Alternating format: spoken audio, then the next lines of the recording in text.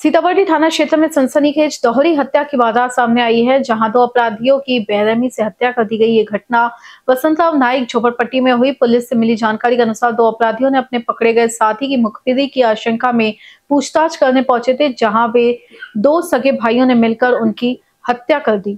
हालांकि पुलिस ने तुरंत कार्रवाई करते हुए दोनों आरोपियों को गिरफ्तार कर लिया है और आगे की जांच शुरू है। पोलीस ठाणे सीताबर्डीच्या हद्दीमध्ये वसंतराव नाईक झोपडपट्टी आहे। या ठिकाणी ही काल रात्री 9:30 वाजे सुमारास ही घटना घडलेली आहे। याच्यामध्ये मृतक आणि जे आरोपी आहेत हे एकमेकांचे ओळखीचे आहेत। ते 2 वर्षापूर्वी चांगले मित्र होते, परंतु ह्या आरोपीपैकी एक जो चंदू नावाचा आहे ते हे मैतांचे काही बाकी गुन्हे वगैरे दाखल झाल्यानंतर त्यांच्यासोबत राहत नव्हता आणि एकदा 2 वर्षापूर्वी त्यांनी त्याला एका भांडणाच्या कारणासाठी मदतीसाठी बोलावले, तो गेला नव्हता। त्यांच्या मनामध्ये एक राग होता।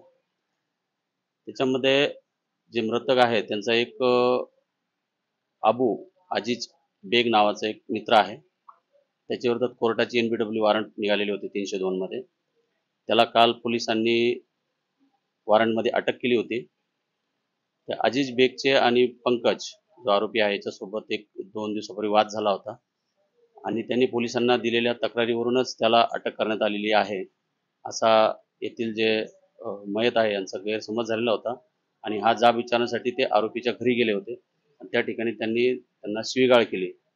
त्यावेळेस याच्यातील जो आरोपी आहे चंदू याने त्याच्या हातात त्या घरातील रॉडने त्यांच्या डोक्यावर मारहाण करून गंभीर जखमी केले। त्याच्यामध्ये ते दोघेही मयत झालेले।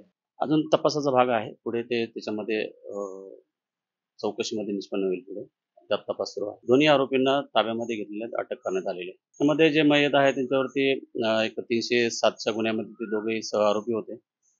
त्यानंतर जो सागर मसराम आहे त्याच्यावरती 324चा सुद्धा गुन्हा दाखल आहे।